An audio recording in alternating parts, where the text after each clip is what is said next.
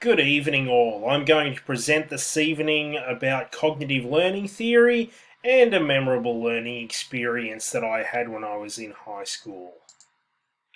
It was a Year 9 ancient history class, and the teacher had us spend the whole period copying rote blocks of text with no discussion of the material, just copying text from the board by hand into our notebooks. In terms of how effectively this supported our learning, it did give us relevant information and lots of it, but it was not goal oriented and there was no context or discussion of a broader historical narrative to make connections to. How does this demonstrate the strengths and weaknesses of cognitive learning theories? I want to add some context here. Duchenne and McMaur state that Duchenne and McMaur state that a number of earlier cognitivists found that there was a connection between human control over learning and meaningful information processing.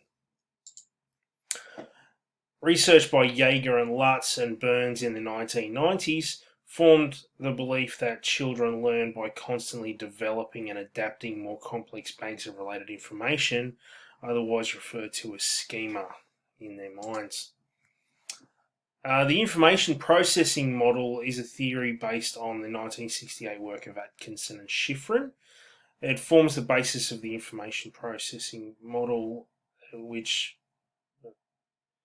means that fleeting sensory memory is worked with in connection with previously stored memory as working memory, and then the resulting new information is stored as new long-term stored memory or schema that can be referred to later, drawn on and adapted. In context of my learning experience, I retained none of the new information despite a vivid memory of the lesson.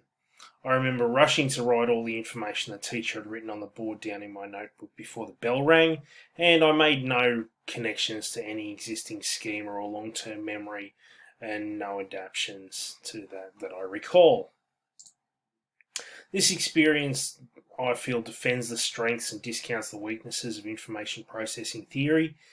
If we had engaged in drawing on and discussing existing schema that we had in the context of the new sensory memory being provided, I would remember the connections and new schema I developed, not the rush to write down a chunk of new data before a clock ran out.